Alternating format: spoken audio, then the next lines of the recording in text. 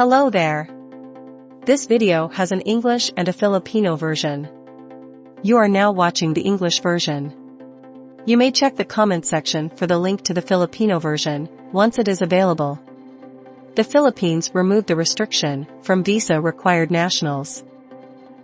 We are going to discuss the complete summary of the new protocol and the list of requirements for all passengers to the Philippines. Before we discuss the details, it is very important that we clarify the types of passengers allowed to enter the Philippines. First will be Filipinos. Filipinos must have a valid Philippine passport. If for some reason your passport is already expired, and you need to fly to the Philippines due to an emergency, you have to go to your nearest Philippine consulate or embassy to get a travel document. Who are considered Filipinos? Filipinos include OFWs or overseas Filipino workers, whether documented or undocumented. Next is non-OFWs. The following passengers are non-OFWs. First are the dependents of OFWs. Second, Filipinos abroad on tourist visa, student visa, and other long-term visa holders. Dual citizens are considered Filipino nationals, provided that you are able to present either a valid Philippine passport, or if you don't have one, you must at least present your dual citizenship document. Otherwise, you will be considered a former Filipino. Former Filipinos are considered foreign nationals, and they have a different set of requirements. They are Filipinos who have already been naturalized in a foreign country, and thus have lost their Philippine citizenship. Now let's go to the foreign national category. First are visa-free nationals. These are the EO 408 nationals. It consists of 157 countries. It includes the entire North and South America, except Cuba. It includes the whole European Union, and also major countries with big Filipino population like Saudi Arabia, Singapore, United Arab Emirates, Qatar, Malaysia, Japan, South Korea, and many more. These nationals do not need a visa to enter the Philippines. Last category is visa-required nationals. These foreign nationals need to secure a visa to enter the Philippines. And this update is a very good news to this passenger category. We will know the details later. Now let's discuss the summary of latest requirements. Number 1 requirement is still a negative COVID test result. All passengers to the Philippines are required to secure this requirement except for those who are 3 years old and below. You have 2 options, and you need to select only one. Either a 48-hour RT-PCR negative test result, or a 24-hour negative antigen test result. Regardless of your option, the test result must have an official certificate. It means self-test is not accepted.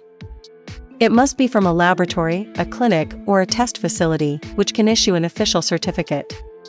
Note that most test facility will provide only a digital certificate.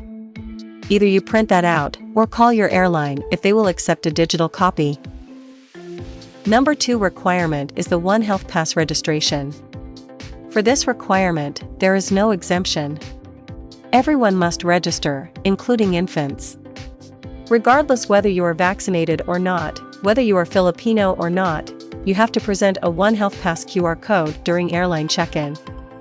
There was a big update on the One Health Pass, and we created a step-by-step tutorial about it. The link to that video is in the comment section. We highly recommend that you watch that video.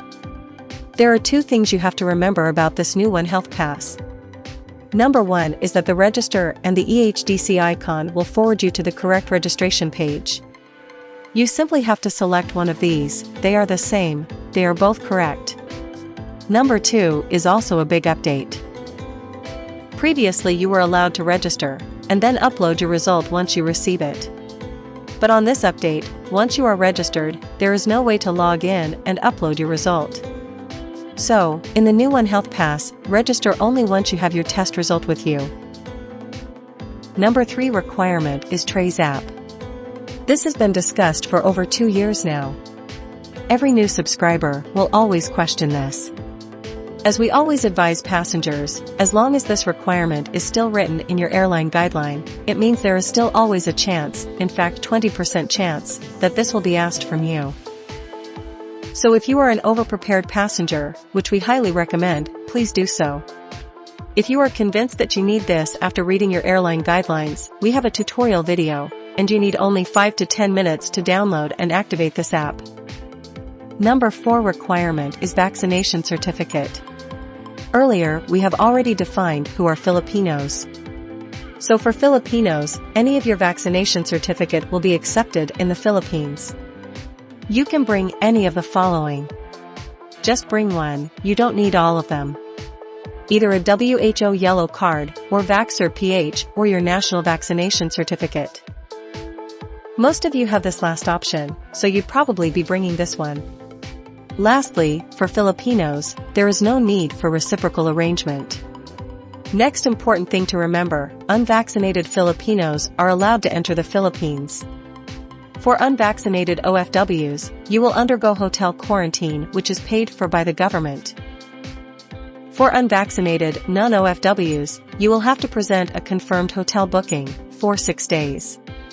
For foreign nationals, you have to refer to the list of countries with reciprocal arrangement with the Philippines. As of today, March 25th, this is the list of countries whose national vaccination certificates will be accepted. If you are on that list, you can use any of your vaccination certificates, whether digital or physical, and it will be acknowledged in both international arrival to the Philippines and also domestic travel within the Philippines.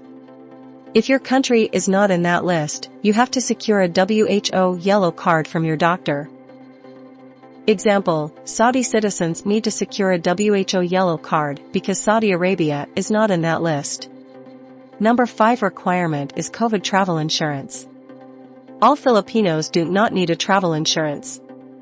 All foreign nationals need to secure a travel insurance, but with some exemptions. Foreign nationals who are holding a valid visa other than the 9A, example the SRRV visa, you do not need a travel insurance. It is important that your travel insurance meets these requirements. First, it must be a COVID travel insurance.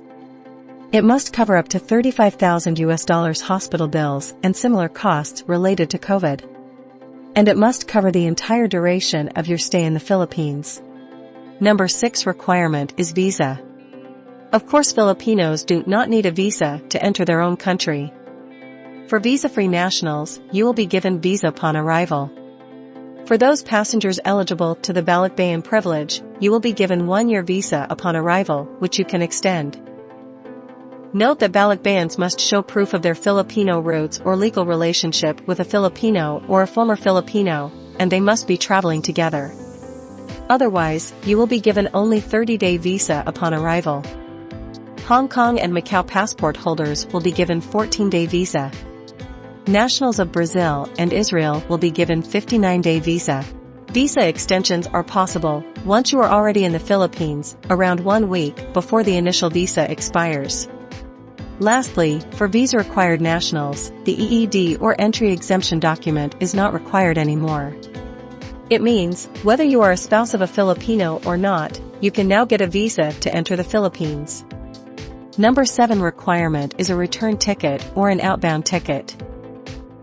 All Filipinos don't need a return ticket. However, all visa-free nationals need a return ticket, except Balikbayans and holders of visa other than the 9A visa. Lastly, visa-required nationals need a return ticket, except holders of visa other than the 9A, example, is the SRRV visa. Number 8 requirement is your passport.